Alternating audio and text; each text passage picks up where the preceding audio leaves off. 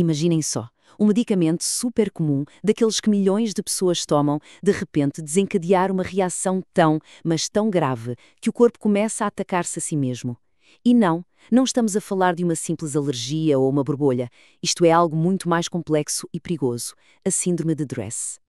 O mais incrível é que isto começa quase sempre da forma mais inocente possível. Pode ser um antibiótico, um medicamento para a gota ou até um anticonvulsivante. Basicamente, fármacos que são receitados todos os dias, em qualquer parte do mundo. E é precisamente essa normalidade que torna tudo o que vem a seguir tão assustador. Ok, vamos aprofundar isto. A primeira característica da Dress, e talvez a mais traiçoeira, é o tempo que demora a aparecer.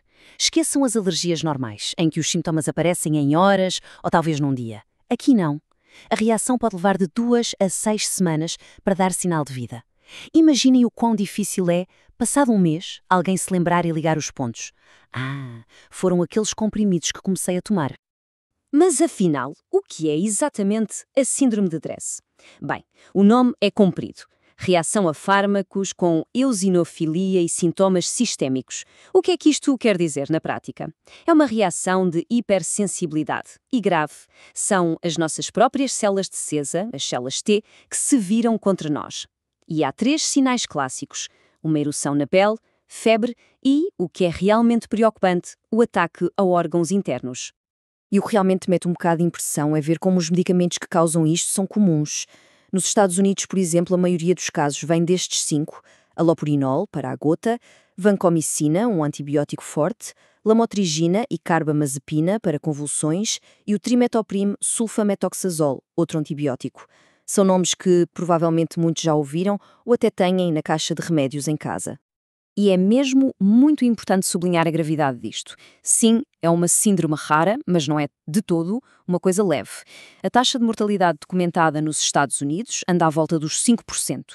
Pode não parecer um número gigante, mas quando pensamos na natureza agressiva e sistémica desta reação, é um valor que impõe respeito.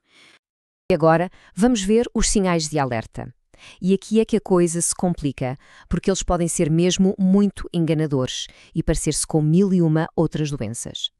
Pois é, no início não parece nada de especial. A pessoa começa com febre, um mal-estar geral, aquela sensação de corpo moído, talvez uma dor de garganta, uma comichão muito forte. São sintomas super vagos. Qualquer um pensaria: devo estar a apanhar uma gripe ou uma virose. E é por isso que o diagnóstico certo acaba por demorar. Mas há pistas importantes que ajudam a distinguir a Dress de uma alergia de pele mais banal. Vamos comparar. Uma alergia simples aparece mais depressa, em 1 ou 2 semanas, e desaparece rápido, sem inchaço na cara. Já a Dress, demora mais tempo a aparecer, entre 2 a 6 semanas, causa um inchaço facial muito característico e a erupção na pele teima em não desaparecer, durando mais de 2 semanas. E é por tudo isto que chegamos ao grande desafio que é diagnosticar esta síndrome. A Dress é uma verdadeira mestra do disfarce. Imita tantas outras doenças que se tornam um autêntico quebra-cabeças para os médicos. Então, a grande questão é, no meio de tanta incerteza, como é que os médicos conseguem de facto confirmar que se trata da síndrome de Dress? Bem, eles usam uma espécie de sistema de pontos, uns critérios chamados regiscar, para juntar as peças do puzzle. É como um trabalho detetive. Eles procuram pistas muito específicas: febre acima dos 38,5 graus, uma erupção na pele que cubra mais de metade do corpo e um envolvimento de pelo menos um órgão interno. E claro, as análises ao sangue são cruciais, à procura de coisas como linfócitos atípicos e principalmente um número muito alto de eosinófilos. E aquela palavra sistémicos, no nome da síndrome, é mesmo essa a parte que a torna tão perigosa. Significa que o ataque não fica só na pele. Quase qualquer órgão pode ser afetado. O fígado é o alvo mais comum, logo a seguir à pele. Mas os rins, os pulmões e até o coração podem entrar nesta batalha interna. Vamos agora espreitar o que se passa debaixo do capô, por assim dizer. Vamos ver a complexa batalha imunitária que está na origem da síndrome de Dress. Para percebermos isto de forma simples, podemos pensar nas nossas células T como os soldados do nosso corpo. A missão delas é clara: identificar e eliminar ameaças como vírus e bactérias. Só que na Dress, algo corre muito, muito mal. É como se esses soldados recebessem as ordens completamente trocadas. Em vez de atacarem um inimigo, o medicamento ativa-os de tal forma que eles começam a atacar o próprio corpo, os tecidos saudáveis. É um caso clássico de fogo amigo. E este ataque é todo ele orquestrado por uma cascata de mensageiros químicos, as citocinas. O interferon-gama e o TNF-alfa, por exemplo, são os que alimentam a inflamação. A TARC é a que chama as células T para a pele. Mas a peça-chave aqui é a interleucina 5. É ela que dá o sinal para recrutar e ativar os eosinófilos. E são esses eosinófilos que dão o E ao nome DRESS. E como se tudo isto já não fosse suficientemente complexo, há mais um fator. Muitas vezes a DRESS está ligada à reativação de vírus que estavam adormecidos no corpo, como o vírus herpes humano 6.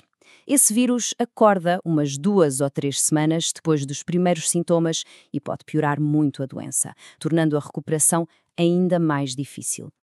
Vamos então para a parte final, a recuperação. Como é que se trata? Qual é o risco de voltar? E que marcas é que esta síndrome pode deixar para o futuro? O tratamento segue essencialmente 3 passos fundamentais.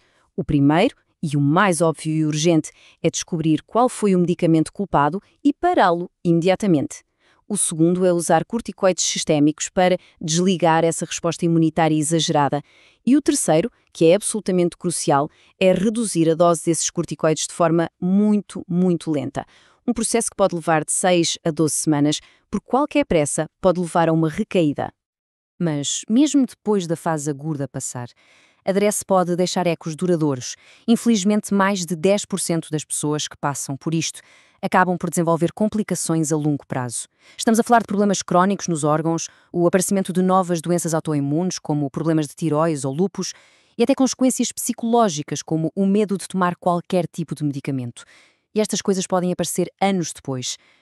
Isto tudo deixa-nos com uma pergunta final que dá que pensar. À medida que a medicina avança e temos medicamentos cada vez mais potentes e eficazes, como é que nos preparamos para lidar com os seus riscos? Especialmente aqueles que são raros, complexos e que, como vimos, se sabem disfarçar tão bem.